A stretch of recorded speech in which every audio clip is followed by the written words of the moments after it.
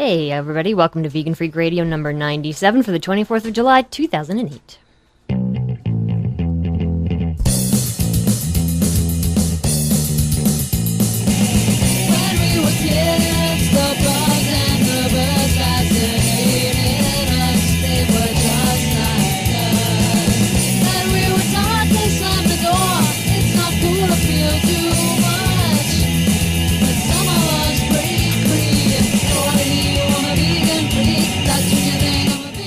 Coming to you from high atop their elite fortress of moral superiority, here are your protein-deficient hosts, Bob and Jenna. Hey everybody, this is Bob. And Jenna. And it's a rainy day around the fortress.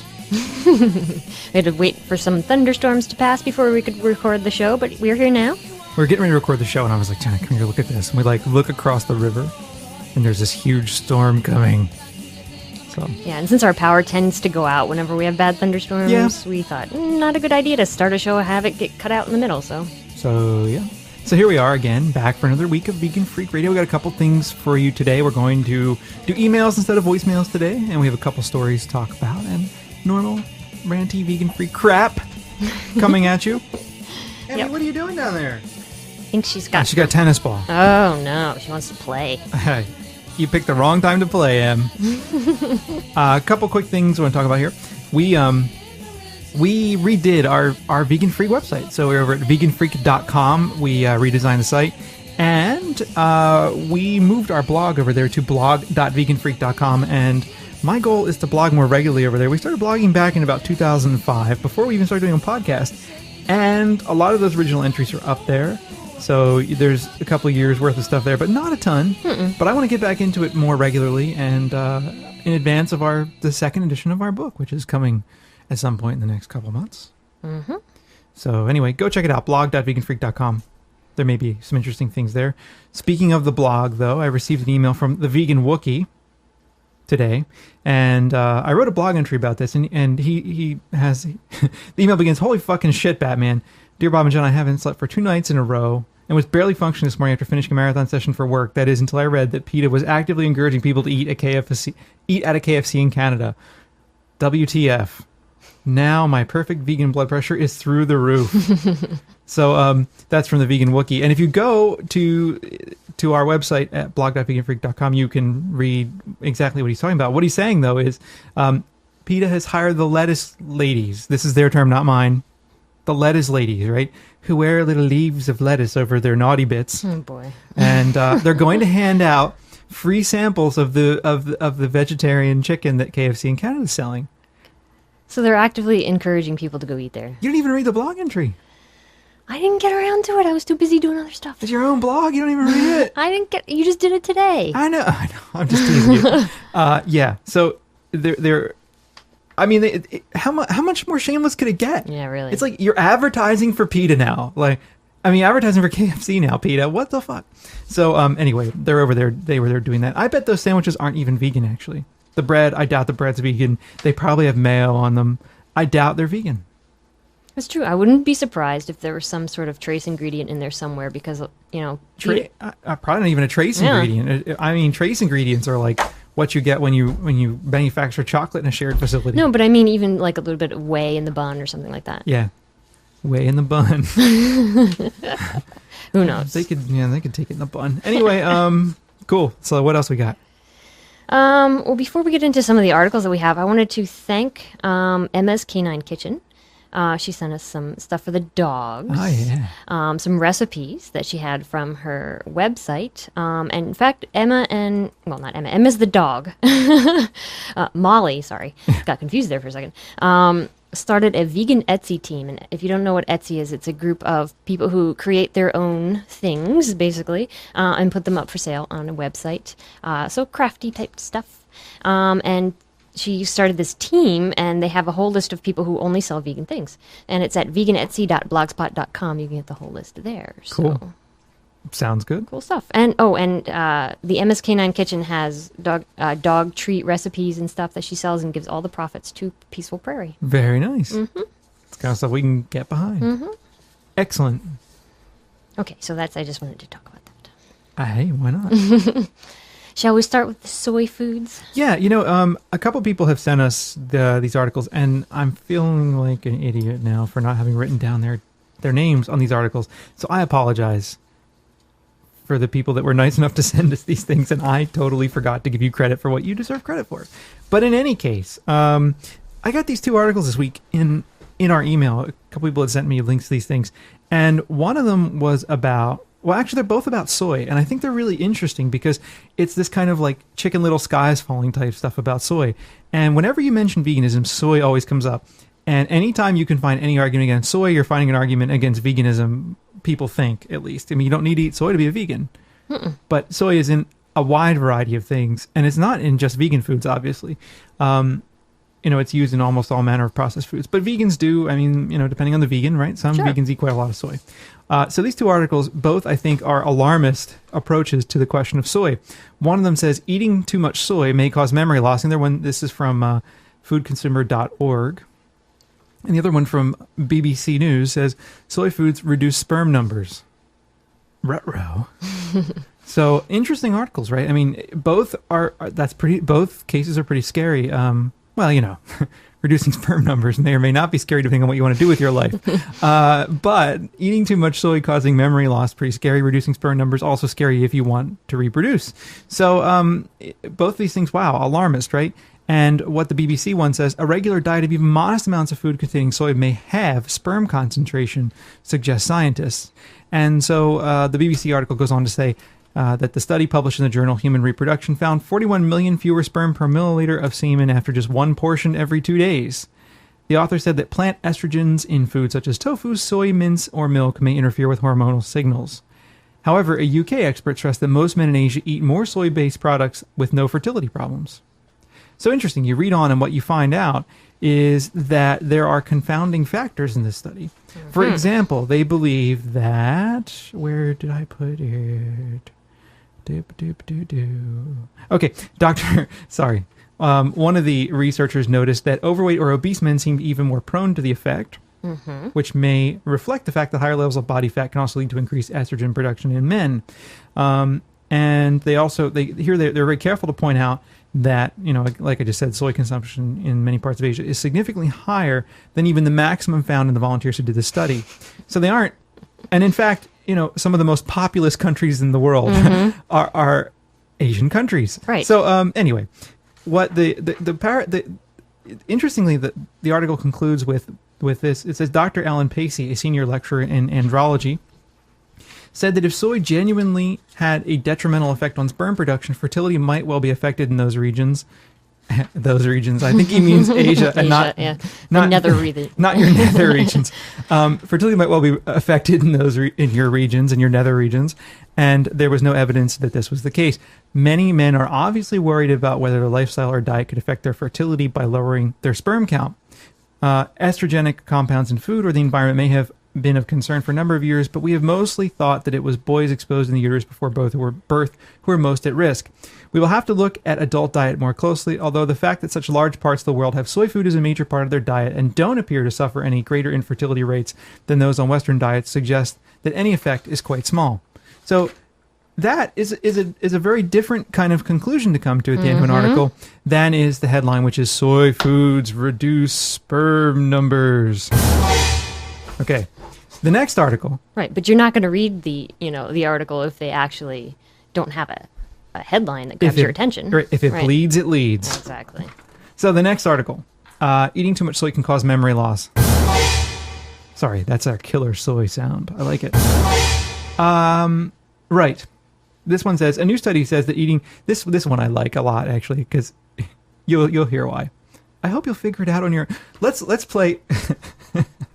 Let's play critical thinking with Bob. Who here can tell Bob what critical thinking means? Yes. Okay. Eating too much soy may cause memory loss. A new study says that eating too much of some soy products, including tofu, may raise risk of memory loss, a typical symptom of dementia. The study of 719 elderly Indonesians living in urban and rural areas of Java showed that high tofu consumption, at least once a day, was linked with worse memory, particularly significantly in those aged over 68. The study was conducted by researchers at that university, and results were published in the journal Dementias and Geriatric Cognitive Disorders. That must be really exciting reading. The researchers suspected that phytoestrogen may play a role in the worsening of memory. Early studies showed that estrogen therapy doubled the risk of dementia in those over 65. However, other factors can't be excluded. In Indonesia, formaldehyde, a highly reactive cancer-causing agent that is sometimes used to preserve foods like tofu, may be partially responsible for the increased risk of memory loss. Tofu? Poisoned with formaldehyde. And we're wondering why it's causing problems? Yeah. Formaldehyde. Okay. The study also found somehow fermented tofu was linked to improved memory. Now, fermented tofu is likely not going to need any preservatives because it's fermented. Fermented, like tempeh. Well, tempeh is not fermented tofu, though. It's fermented soy, some of it. It's a fermented product, right? Right. But like a fermented tofu is not going to need that, right? Right. So there's probably no formaldehyde in the fermented tofu. Exactly. Whereas the fresh tofu is probably like loaded with some kind of crazy-ass, nasty formaldehyde that came from the asshole of some industrial wasteland. And they're putting it in the tofu, and of course, you eat enough of that, it's going to make you crazy. Okay. Exactly. It also says here that tofu is a popular food used as a major protein source in Asian countries and regarded as a healthy food. Low prevalence of breast cancer in Asia may be attributed to soy products. So that's very interesting, right? I mean, in both cases, we find that there are confounding factors that may, in fact, complicate the portrait of soy being, oh my God, no! Soy's going to kill us. It is. And I think that this is one of the things that we get a lot. Often people will say to us, oh my God, soy is so bad for you. Or I've heard that soy gives you cancer. Or I heard that soy makes your nuts fall off. Or I heard that soy makes your intestines fall out of your asshole. Or I've heard that the soy makes your brain come out of your ear. Or it makes your hair fall out. Or it makes your nuts shrivel. Or think of any of the million things, right? There's a lot of fear mongering out there. Of course. And what I'm trying to get at here is that, first off, these studies are all generally pretty small, though this one had 719 people in it, the one with the formaldehyde. And this other one had, what do we have here? 99 men, it says. So 99 men isn't all that many. Very big. 719 is not bad. It's actually quite good. You really have to know, like when you see articles like this, you need to really be a critical consumer. I mean, you really need to think about, okay, what is this saying? The one article said that soy is linked to, dementia or whatever. Sure. Linked to is not causation. Is not causation. That's right. Right. Correlation is not causation. And anyone who's taken a statistics course, that's one of the major points that you learn. Is just because something is linked does not mean that one causes the other. Well, I mean, the traditional example, example that you end up with, when I teach methods, I talk about this all the time, right? There is a very strong positive correlation between the amount of ice cream sold and the number of murders in American cities. Yep. So on days where there's more ice cream sold, there are also extremely high numbers of murders. Does ice cream make people kill? No, it doesn't. What people say it is linked to is that that hot weather, people get very frustrated in hot weather and they want to kill each other. That I can buy. That sounds like a causative agent to me. Exactly. Right? And more people are outside mingling with each other. That's right. You're outside and someone walks by and steps on your fucking sneakers and you will punch them in the head. So I understand that, right? Like I understand why there's a reason there. The correlation is there. It's a positive correlation. It exists, but there is no causation. Exactly. Ice cream is not causing people to kill. Exactly. And so when you're dealing with these health studies, the reason why you can see so many conflicting articles saying, one article says, oh, fat's good for you, another article says, oh, fat's bad for you, is because there's so many things that could be causing any one result. And you don't know. And so a really good study has to be huge and has to account for all of these things. And that's why I think like the China study, for instance, is excellent because it's a humongous study. It's big. It's huge. And it's across several geographical contexts. It takes into account different factors and different studies, past studies and things that they know and comes to a conclusion. And it's a solid one. Sure. So... Yeah, and so I also think that this is where in a lot of ways the press goes wrong. I don't actually think doing this research is a bad idea at all. No. I think it's important to do this kind of research and to understand it. But I think it needs to be properly contextualized within the process of what it means to do this kind of research and what science itself is about. So I think all that stuff really needs to be properly understood and explained. And I think it comes down to basic literacy, a basic science literacy, that I think a lot of I mean, I don't know about the rest of the world all that well, but your average American does not have it. No. Because science is dangerous, right? Science Exactly. Science is a tool of the well, what do we call the secular humanists, right? Science might make you believe in evolution, although I'll tell you, I don't believe in evolution because it requires no belief. No faith. I don't need faith to believe in Right. it. Right? I don't need not to believe it. I don't need faith to understand it. You know that it occurs. The evidence It's looks knowledge, not belief. the evidence looks pretty good. Yeah. You know, I'd have to say. So, has anyone ever seen that YouTube video? You know, where they you have Kirk Cameron. You know, the guy from what was that? Not Growing, but was it Growing Pains? Mm-hmm. Kirk Cameron, who's talking about he's become a fundamentalist, and he's talking about how okay, cool, like there must be a God because look at a banana. A banana is made for humans to eat. It's a neat little package, and you can peel it. And I'm like, what? Like, you're using a banana to say that God exists? Okay, whatever. Right. But anyway, to get back to the topic of these studies. Yes. Something that I also wanted to mention was that you really need to pay attention also to who's paying for the study It's true. and what actually the study is looking at. Because a lot of times, like there's this one recent one that Dr. Furman pointed out to on his websites. And it was a study about the Atkins diet, comparing it to other diets. And A, it was paid for by the Atkins Foundation. That's right. And B, was not as black and white as it made it out to be. I mean, Furman points out that, yes, actually some of the stuff that Atkins say is true because you shouldn't be eating white flour and white sugar. That's right. Because it's bad for you. But that does not mean carbohydrates are evil. It means that you should be eating good carbohydrates. You need carbohydrates to live. Exactly. They fuel your brain. Yeah, they do. Yeah. So it's it's a matter of kind, not all carbohydrates are bad. So there's that. And also, like in comparing different diets, often that either they're not all that different or they'll say, oh, this is a low-fat diet, when actually like 40% of the calories are from fat, which is not a low-fat diet. 10%, yeah, that's low-fat. Well, if you really want to do study like that. But I think sometimes they'll call those like lower fat Right, diets, exactly. right? Which people translate into low fat diet, but uh-huh. it's not the same. Yeah, So it is 40% probably is lower fat for most Americans. exactly. I mean, Yeah. if you think about the amounts of things that people are eating and all the places that the all that crap is hidden, I mean, yeah. Yeah. So these are the kinds of things that, that come out in articles. And of course, like we just pointed out, the newspapers are going to pick the headlines that sound great. That's right. And really, the issue is a lot more complicated. And they don't necessarily always give you all the information you need to know. Yep. So, I agree. yeah. Yeah. Right. I have a question. What? Why do you think my right armpit gets sweatier than my left armpit? I don't know. Why do you think I'm asking? I don't know why. I'm sitting here thinking about how I'm hot, and so I'm sorry. Thousands of listeners right now know that my right armpit is sweatier than my left, and I apologize. It's disgusting. Maybe you should turn the temperature on the air conditioning down. I'm all right. I'm just all how I get ranty and ravey and Right. But sweaty. yes. Cool. Okay, so this next article is actually, we're always talking about how, veganism is being portrayed negatively in health studies and how people have these weird misconceptions about veganism. And someone named Kate sent us a link to this article. It's from MSNBC. And she was really surprised to see something positively portraying veganism. And it's just like a question and answer thing with a MSN fitness and weight loss expert, Marcia Heener.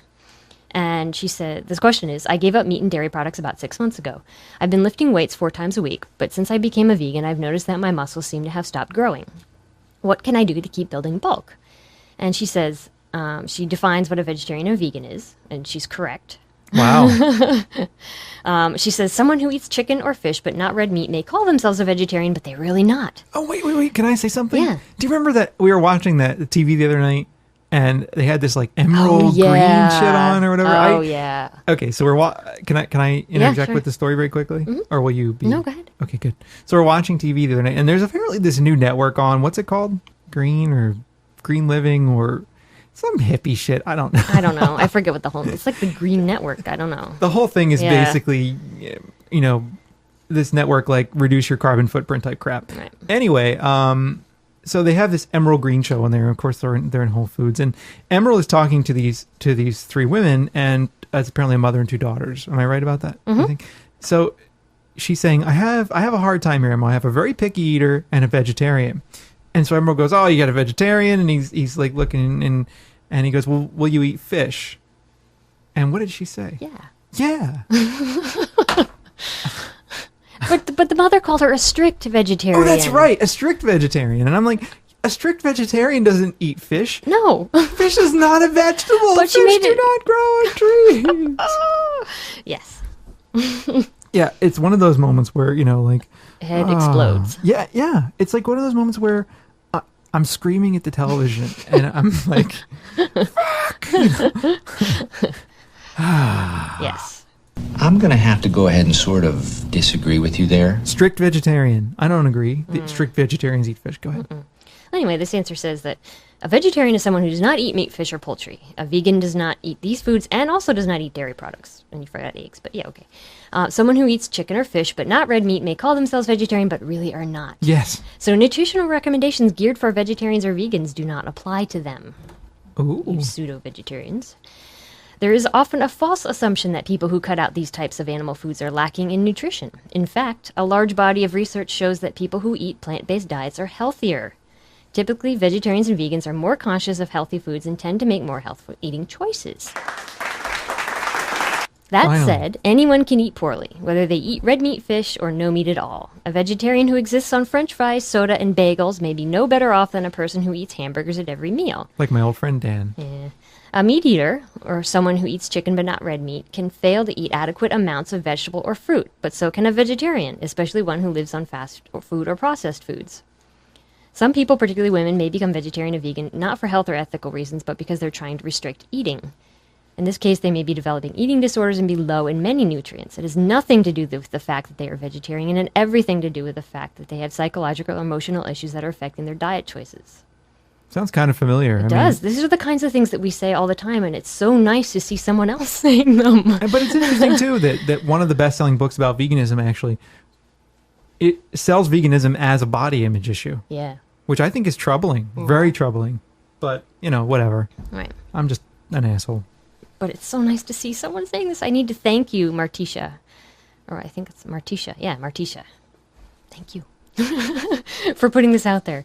She also says since muscles are made of protein, many people believe they should eat super high protein diets to build muscle. Oh, yeah. A common misconception is that vegetarians and vegans don't get enough protein. You can come to the gun show. This stems from the false assumption that protein exists only in meats, chicken, and fish. You feel my pipes? In fact, dairy and all plant foods contain protein, so a vegetarian or vegan is unlikely to be protein deficient if they eat a varied diet that supplies enough calories to meet their energy needs. Yay! Yeah. Here. Oh, what is so hard to get about this? Go ahead, good. This is good. Yeah, I'm happy. I know, this is great. It's so nice to see. Can I thank the hummus? We thank the hummus for coming to our table. Oh, right. Anyway, and then she goes on to say that you don't need to mix proteins either, kind of thing. Like the very old the myth. 1970s, yes, like exactly. Frances Moore LePay, who probably isn't even a vegetarian anymore. I don't know. She probably isn't, though. She probably eats happy meat like everyone else. Right. So she goes on to say, anyone, whether they eat meat or not, who doesn't consume enough calories to meet their energy needs is at risk for being low or deficient in a variety of nutrients, including protein. So getting enough protein or other nutrients is often a matter of simply eating more throughout the day rather than supplementing with special shakes. There you go. Since plant foods tend to be higher in fiber and, depending on the type of quality in plant foods eaten, lower in calories, some vegetarians and vegans may lose weight because they're essentially cutting calories, especially someone who goes from a fast food diet to a veggie-based one. So it's so nice to see. And there's more, but I'm not going to bother to read it. But it's just so nice that she has all this very sensible information about veganism and about how anyone can really eat like crap. Yeah. And be nutrient deficient. It has nothing to do with whether you eat meat or not. Well, it's like that show You Are What You Eat, right? If you've ever watched that show on the BBC, it's you can see that there are people that are omnivores that eat disgusting amounts of meat and dairy, and they run tests on them, and the people are nutrient deficient. Like some of them are actually like vitamin B deficient. Yeah, which is intense. And so you don't hear anyone running around saying, wow, it's really bad to eat an omnivorous diet because you'll end up nutrient deficient. But you hear people doing that about veganism. Yeah. Okay. So what else? What's the conclusion, though? Well, if anyone's interested in the answer to the original question, she said that the reason that you might feel like you're not getting enough muscle is you're probably not eating enough calories overall. Could be. And rather than dose on protein, just eat more. In that, if it's good to eat a snack after intense exercise, is more effective for replacing energy and building muscle. So snack on some nuts or a peanut butter sandwich. Nuts. You dumbass. Oops, wrong one. Whoops. I saw the Beavis and I just hit the wrong one. Oh well. Right. That's pretty good though. That is. You I dumbass. forgot we had that one. We got all kinds of that's sounds. a good one. We got all kinds of sounds. Like what else do we have? We haven't done the turkey one. In a few moments, you can come up and pet the turkey if you want to. What are we gonna do when George Bush is gone? I don't know. I hope to God we aren't making fun of John McCain. Let me Do tell you really that. think Obama's gonna make a huge difference? No, but it's not quite as bad, I guess. Yeah, I think you're right. Supreme Court. Anyway, Yes. do you want to Sure. read the next one? Sure. I marked some things, just so you know. Make us sound as unprofessional as possible. It's like, read this thing that you have not yet seen. I forgot to show it to you before the show. That's okay. I'll wing it. It's my problem. I'm sorry. This is my fault, everyone. No, it's my fault. I mean, I probably should have read this before the show. It's okay. No one would have known had you not said I not said anything. anything. Okay. So this is from Michelle and Ian. Thanks, Michelle and Ian. Female butchers find... Oh, here we go again. More. Okay. Female butchers find themselves on the cutting edge. Ah,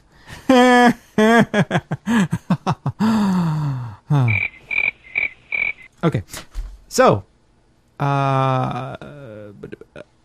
okay. The red lipstick is the first clue the white-coated butcher sawing up a grass-fed California lamb isn't your typical meat cutter.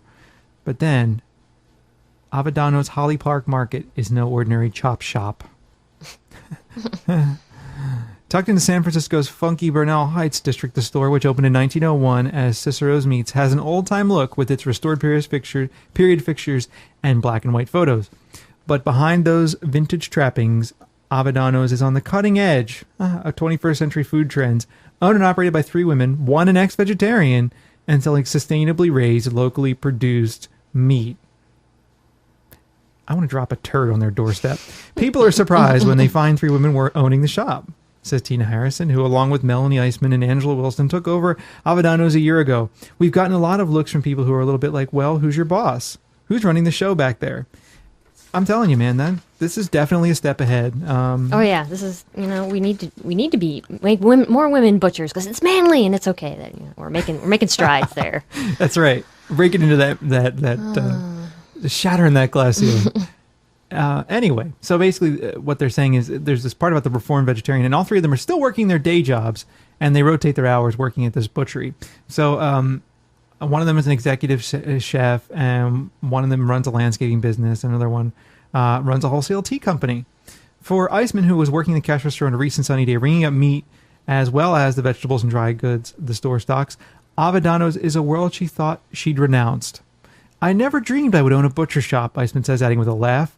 It's still kind of surreal. I was vegetarian for 15 years. She started eating meat again about 6 years ago, but not indiscriminately. Oh, no, not indiscriminately, of course. Looking for sustainably raised and humanely slaughtered happy meat. Harrison is the one most likely to be wielding the handsaw and boning knife and hoisting sides of beef onto the overhead hooks and pulley system that takes meat from the shop to the meat locker. As a chef, she's been cutting steaks for 10 years. This is the part that I think is the most disgusting as I read ahead. Butchering is primal. It's really primal, she says. One of my favorite stories is this butcher that we hired. We were sawing a veal in half, and you were sawing a veal in half, No, you were sawing a cow. That's right. A calf. A calf, yeah. And I was holding the legs, and he was sawing it in half. I felt like I was a cave woman or something. It was pretty awesome. Do you care to add anything to that? What is so awesome about being a cave woman? I don't know. I mean, I'd like to think that the human species has at least progressed a little since I then. have to go ahead and sort of disagree with you there. Yeah, cave women had it so great. Oh, yeah. Like basically your purpose is to gather food and have babies. And that's it. Could be. And could be. you die early. Yeah. In your And- 30s, if you're lucky. If you're lucky. And yeah, it's just, and you're ripping meat apart. Apparently that was great. Sounds like fun. I think people are fucked in the head. Anyway, so let's see. A recent customer was neighborhood resident Michelle Alessandro, who stopped by while her children played on the sidewalk. This is pretty much the only place we buy meat, she said. We were all sort of deciding to go vegetarian, and her husband was having a hard time with it, and he was, all right, I'm going to go humanely raised, humanely slaughtered animals. For a while, that meant finding a place to shop downtown, so when Avocado was open, we were very excited. And again, we see, yet again, more evidence that happy motherfucking meat makes people not go vegetarian or even vegan. Exactly. They recognize it as an alternative. And it's not. Nope. I mean, in their heads it is, but in terms of actually getting to the root of the problem, it's not. How does my head not explode when I talk about this shit? That's what I really don't understand. Like, I just... Yeah, exactly. So there was someone who would have gone vegetarian. Yep. Probably because would have. Because they recognize that there is a problem Yeah. there. Let's be clear. I don't have an issue with raising animals in a more humane manner, right? Whatever that means. Of course. Being nicer to the prisoners before they're slaughtered. I don't have any problem with that. But the problem I have is that when that's represented as somehow the solution to the problem, which is what it is often presented as. So, yes. Yes. Okay, I'm done grunting like a caveman. Right. Well, I think part of the problem is that we need to make people aware that, animals have their own lives. They're not just a commodity. That's right. They are different than an iPod, as you explain in your book. That's right. They don't play music. Well, yeah, they don't. But they breathe, and they have a brain, and they have a nervous system, and they're awfully similar to us. In all the ways that are relevant because there. we share the same mammalia. Well, even outside of mammalia, right? Exactly. Even insects. Yeah. Anyway. Go ahead. I don't want to get down that road too much, but it's like we see these things that, are okay for us to use for whatever we want. Yep. And so someone named David sent us this article, and it's Teens Craft Earrings from Dead Cicadas. Ew. is the title. This is from the Cape Cod Online. And he requested that we have the Valley Girl. Oh my God, that's not vegan. Do we have that on there? Oh my God, totally not vegan. Where is that? Here. Oh my God, that is totally not vegan. Not at all. That's a good one. Can't believe I didn't even think of that. Well, thank you for. So anyway, if you go to the link of the article, there's a picture of these earrings that are made of whole dead cicadas, which are pretty big. Yeah, they're big. Why would you want whole dead cicadas hanging from your ears? Yeah.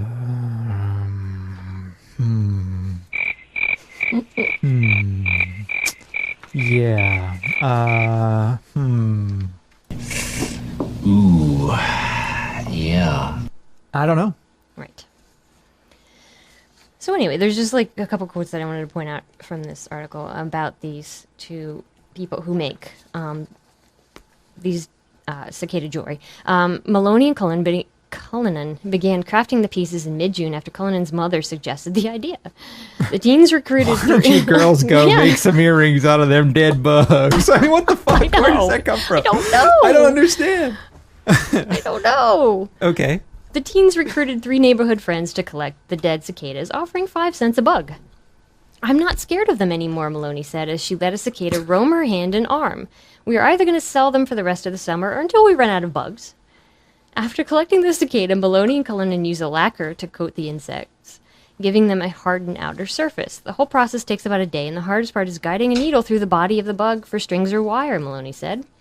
We add beads, food coloring, or spray paint for different styles, Maloney said. They're all different. Some have their wings open and some are closed. Oh my God, that is totally not vegan.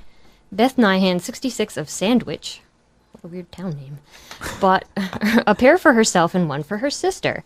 I like cicadas. They are gentle bugs and don't bite, Nyhan said, attaching her amber and blue earrings. I plan on wearing these out to dinner tonight. Yeah. Now, she thinks they're both the people who are making them and this person who bought them think that they're lovely insects. Sure. That they're gentle and kind.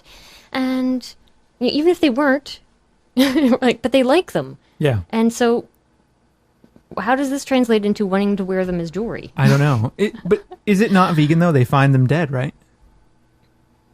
Or do they collect them alive and kill them? I don't know. I mean, if they find dead bugs... I think they use the dead ones. I mean, yeah. But still, It's like not like finding a seashell. Oh, yeah, well... Well, a seashell is also, Yeah. But it's not like finding, a rock. There you go. Okay, a rock. A rock, sorry. And, making a nice jewelry or something very pretty with rocks. I think the rocks have feelings. Rock rights. How do you know the rocks don't have feelings? I don't get it. I don't either. Ugh. I find things very confusing. Yeah. Whatever.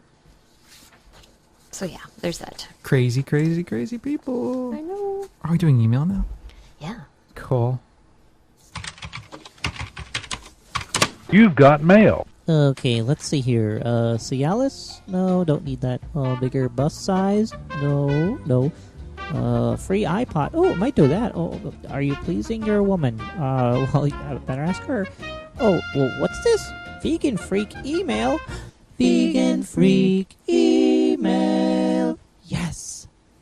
All right. So we have an interesting email from Ryan, and Ryan writes in with what he calls an uplifting story. So he says, "Hi, Bob and Jenna. My name is Ryan, and I'm a recovering omnivore. Everyone, hi, Ryan." That's what he put in his email. I've been vegetarian for close to 7 years now, and I've been listening to Vegan Freak Radio since show 84, Random Ranty Goodness. Anyway, I was just listening to show 96, won a real happy meal, and as usual, I was commiserating with all of your callers. However, I wanted to write and share what I think is a fairly uplifting story. When I went vegan, my family didn't really understand. My brother and sister called me a dirty hippie, and they still do. Dirty hippie. Which is why when I give them the middle finger response and crank up propagandies nail into... Which is why I give them... Which is when I give them the middle finger response and crank up propagandies nailing the cart to the wall. My mom was a little skeptical, but very supportive, and now she totally enjoys cooking vegan meals for the entire family, especially when I come home for the holidays. And my dad, who, like many, apparently thought that there is some sort of distinction between meat and fish, just celebrated his 1-year vegetarian anniversary. He's even begun to make fun of so-called pescatarians, so I'm hoping that if I start to make fun of him for his so-called vegetarianism, he might one day celebrate his 1-year vegan anniversary. Anyway, take care and keep the shows coming. So that's from Ryan, and that's an excellent story. I mean, and I think, you kind of hang in there, just live your life well. And we always say this, but I think it's really true, that if you live your life well as a vegan, that it is the best advertisement. Exactly. And I like sharing these kind of uplifting stories that people send us or call in with us because they show different ways that people have, come to these states of being with their families. Right. So it's really nice to see. And this one's also kind of uplifting. It's from Alicia. She says, "Hey, vegan freaks, I stumbled on your page on accident, and boy, am I happy that I did. I share many of the same views as you two, including what you said about the quote-unquote victory for PETA over KFC. I cannot really share any story about converting to veganism since I was actually raised as one and only became vegetarian after a stressful move when I was 6. And, you're 6. That's insane. Because when you're 6, you don't know. Sure. And we didn't know many vegans to help us find substitutes for animal products. And recently I decided to go back at age 15 as somewhat of a way to rebel against my father, the only meat eater in my family, excluding my brother who occasionally eats chicken ramen, and to rebel against the state of Wisconsin I'm currently living in. Then I learned about the exploitation of animals, and seeing as I'm a true animal lover, I used that to help fuel myself back into veganism." That's awesome. Cool. I gotta say that being raised without meat my whole life and dairy for almost half my life really makes a big difference. A lot of people don't understand how I could have ended up the way I am with a meat-eating father, but that's simple. He couldn't find a reason to feed it to me after I was born healthier than my doctors had ever seen. This healthiness might also be due to my mom's natural pregnancy, but meh. My brother and I continued to boggle everyone's minds as we continued to grow up, and my brother started reading before age 1 and was understanding some 4th grade materials and an IQ test when I was only in first grade. Anyway, I love how your podcast really speaks the truth about veganism, including on how easy it can be to avoid animal products in your food once you know what you're doing. Growing up, I never thought twice about going to Taco Bell and asking them to replace the beef with beans, and it wasn't until I was questioned about it in 6th grade that I realized that it was almost unheard of to many people to meet someone that was raised as I was. But thankfully, by the time 7th grade rolled around, I'd gotten rid of the peer pressure and left my contemplations about becoming a meat eater behind, and went on happily declaring that I was vegetarian and that I was different. But of course, I feel even happier to declare my preferred diet now that I'm a vegan. I don't find it hard to deal with meat eaters on regular occasions. When the subject of diets or lifestyles doesn't come up, I can usually get along with most of them. But it doesn't break my heart to see them gorging themselves on meat foods like hamburgers and steaks. The hardest problem I have had is, for example, at a barbecue, my mother and I will politely tell the host or whoever is offering us meat that we're not interested, usually with a "thank you, but no thanks," or "we already ate." When they ask why, or without them even speaking a word, my father will usually put in with the rude comment of, "Oh, they're vegetarians, you know how they are." By now I've learned to ignore his rude comments, seeing as he is my father, and taking attitude with him would only backfire on me. But sometimes it can really piss me off that he does that. But I've sort of got my revenge because now my father has to eat a lot of vegetarian and vegan meals because he recently found out that meat makes him sick most of the time. He still has shrimp and fish in the freezer with, I believe, some beef in the fridge. Pork has always caused him bad and really gross problems. Ew. But my mother, being the very supportive ex-vegan she is, she hardly eats any animal products on a daily basis, though, has kept the meat away from my vegan foods. Anyways, that was pretty long. Sorry about that. I'd just like to finish up this email with a quick thanks for making the podcast and some major props for going vegan. I know it's a diet that really helps a person learn to be nicer to animals, and I strongly believe it helps calm attitudes. I've been pretty mellow since I went vegan, which is great news because now my cats can't seem to spend enough time with me. Cool. So that's from Alicia. Well, that's a nice email. Yeah. So it's good to see, again, different ways of dealing with parents and other people. And Absolutely. yeah, I mean, a lot of times with the rude comments, if you ignore them, they'll just go away. Sometimes. Sometimes. It depends on the people, but I think a lot of people just get a charge out of saying the shit to you. Exactly. And, If you fuel their fire, bad. Yep. I agree, because you give them what they want. Mm-hmm. Absolutely. Although it can be amazingly frustrating. It can be. And I'm always not good at taking my own advice. I know. You surprisingly, actually, you're the one who gets more fired up out of the two of us. Am I right? For that kind of stuff, yeah. I think you do. It annoys me. I understand. I mean, people are doing it just to get a rise out of you. Sure. And, they know it's going to bother you, yet they do it anyway. Well, of course. Like, what is up with that? Why do people do that? It's frustrating, isn't it? Yeah, it is. I completely agree with you. It's extremely annoying. Mm-hmm. So are we done with the emails? Uh-huh.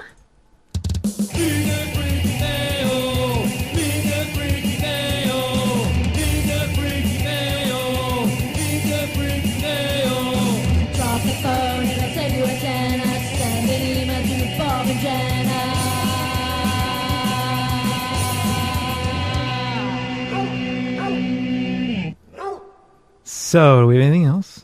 I think that's it for today. Oh my god, really? Really? Oh my god. Really? Really? Oh my god. Oh my god, that is totally not vegan. Totally. Dogs didn't go berserk today. They didn't. And you know what else happened? Huh. Right before we did the show, I said to Jenna, I bet UPS is going to... I'm expecting a book today. I said, I bet UPS is going to come during the show. And did they? They came right before the show. They came right before we started. It was beautiful. It was. So it was cool. And so we didn't have any interruptions during the show. Yay. That's good. So, I don't know, kind of a shorter show today, but, we've got a variety of things coming. We're going to get Drina on the show at some point soon, and there were some other folks we were talking to about having interviews and the various kinds of things. So we're planning things out for you. Yeah, we got a very drunken request to have the Angry Hippie on the show in our voicemail.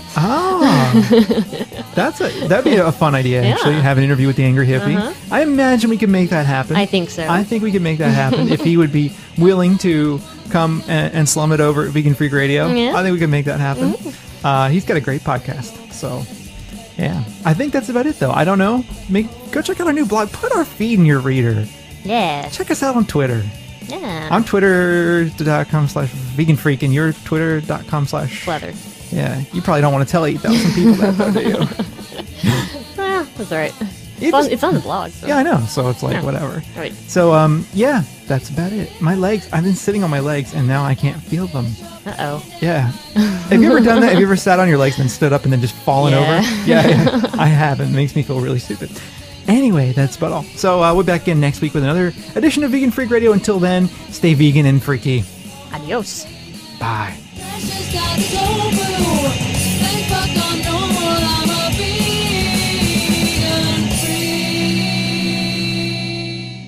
We no longer enslave animals for food purposes. And my goal is to blog more regularly over there. We started blogging back in about 2005, before we even started doing a podcast. And a lot of those original entries are up there. So there's a couple of years worth of stuff there, but not a ton.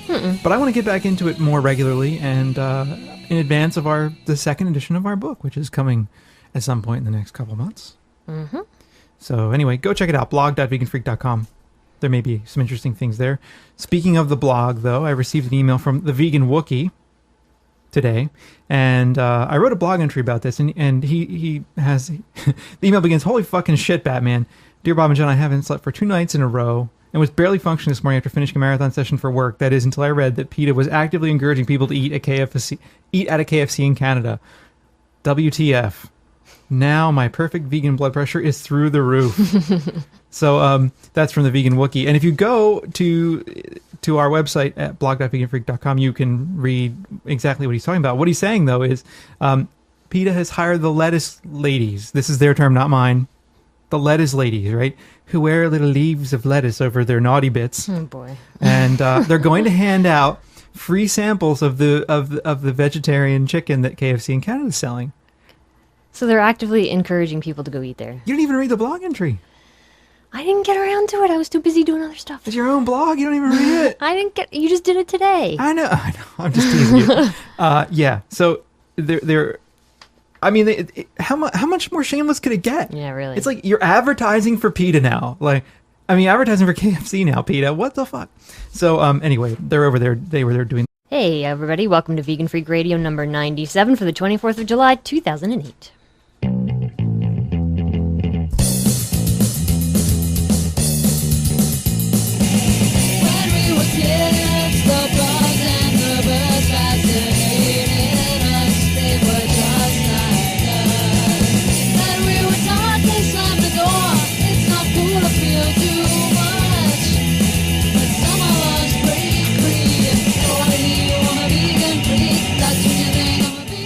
Coming to you from high atop their elite fortress of moral superiority, here are your protein-deficient hosts, Bob and Jenna. Hey everybody, this is Bob. And Jenna. And it's a rainy day around the fortress.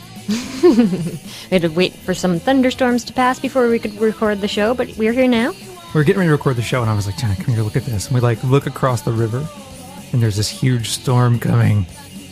So. Yeah, and since our power tends to go out whenever we have bad thunderstorms, we thought, not a good idea to start a show and have it get cut out in the middle, So yeah. So here we are again, back for another week of Vegan Freak Radio. We got a couple things for you today. We're going to do emails instead of voicemails today, and we have a couple stories to talk about, and normal, ranty, vegan freak crap coming at you. Emmy, what are you doing down there? I think she's got... She got a tennis ball. Oh, no. She wants to play. You picked the wrong time to play, Em. A couple quick things I want to talk about here. We redid our vegan-free website. So we're over at veganfreak.com. We redesigned the site. And we moved our blog over there to blog.veganfreak.com. We're nice enough to send us these things, and I totally forgot to give you credit for what you deserve credit for. But in any case, I got these 2 articles this week in our email. A couple people had sent me links to these things. And one of them was about... Well, actually, they're both about soy, and I think they're really interesting because it's this kind of like Chicken Little Skies Falling type stuff about soy. And whenever you mention veganism, soy always comes up. And anytime you can find any argument against soy, you're finding an argument against veganism, people think, at least. I mean, you don't need to eat soy to be a vegan. But soy is in a wide variety of things, and it's not in just vegan foods, obviously. It's used in almost all manner of processed foods. But vegans do, I mean, depending on the vegan, right? Some vegans eat quite a lot of soy. So these 2 articles, both, I think, are alarmist approaches to the question of soy. One of them says, eating too much soy may cause memory loss. And this is from foodconsumer.org. And the other one from BBC News says, soy foods reduce sperm numbers. Ruh-roh. So interesting articles, right? I mean, both cases are pretty scary. Well, you know, reducing sperm numbers may or may not be scary depending on what you want to do with your life. But eating too much soy causing memory loss, pretty scary. Reducing sperm numbers, also scary if you want to reproduce. So both these things, wow, alarmist, right? And what the BBC one says, a regular diet of even modest amounts of food containing soy may have sperm concentration, suggest scientists. And so the BBC article goes on to say that the study published in the journal Human Reproduction found 41 million fewer sperm per milliliter of semen after just one portion every 2 days. The author said that plant estrogens in foods such as tofu, soy, mince, or milk may interfere with hormonal signals. And I bet those sandwiches aren't even vegan, actually. The bread, I doubt the bread's vegan. They probably have mayo on them. I doubt they're vegan. It's true. I wouldn't be surprised if there was some sort of trace ingredient in there somewhere because, you know... probably not even a trace ingredient. I mean, trace ingredients are like what you get when you manufacture chocolate in a shared facility. No, but I mean even like a little bit of whey in the bun or something like that. Yeah. Whey in the bun. Who knows? They could take it in the bun. Anyway, cool. So what else we got? Well, before we get into some of the articles that we have, I wanted to thank Emma's Canine Kitchen. She sent us some stuff for the dogs. Oh, yeah. Some recipes that she had from her website. And in fact, Emma's the dog. Molly, sorry. Got confused there for a second. Started a vegan Etsy team. And if you don't know what Etsy is, it's a group of people who create their own things, basically, and put them up for sale on a website. So crafty type stuff. And she started this team, and they have a whole list of people who only sell vegan things. And it's at veganetsy.blogspot.com. You can get the whole list there. Cool. So, sounds good. Cool stuff. And the Emma's Canine Kitchen has dog treat recipes and stuff that she sells and gives all the profits to Peaceful Prairie. Very nice. Mm-hmm. It's kind of stuff we can get behind. Mm-hmm. Excellent. Okay, so I just wanted to talk about that. Hey, why not? Shall we start with the soy foods? Yeah, a couple people have sent us these articles, and I'm feeling like an idiot now for not having written down their names on these articles. So I apologize for the people that... However, a UK expert stressed that most men in Asia eat more soy-based products with no fertility problems. So interesting, you read on and what you find out is that there are confounding factors in this study. Mm-hmm. For example, they believe that... Where did I put it? Okay, one of the researchers noticed that overweight or obese men seemed even more prone to the effect, which may reflect the fact that higher levels of body fat can also lead to increased estrogen production in men. And they're very careful to point out that, like I just said, soy consumption in many parts of Asia is significantly higher than even the maximum found in the volunteers who did the study. So they aren't, and in fact, some of the most populous countries in the world are Asian countries. Right. So anyway, what interestingly, the article concludes with this. It says Dr. Alan Pacey, a senior lecturer in andrology, said that if soy genuinely had a detrimental effect on sperm production, fertility might well be affected in those regions. Those regions. I think he means Asia and not nether region. Not your nether regions. Fertility might well be affected in in your regions, in your nether regions, and there was no evidence that this was the case.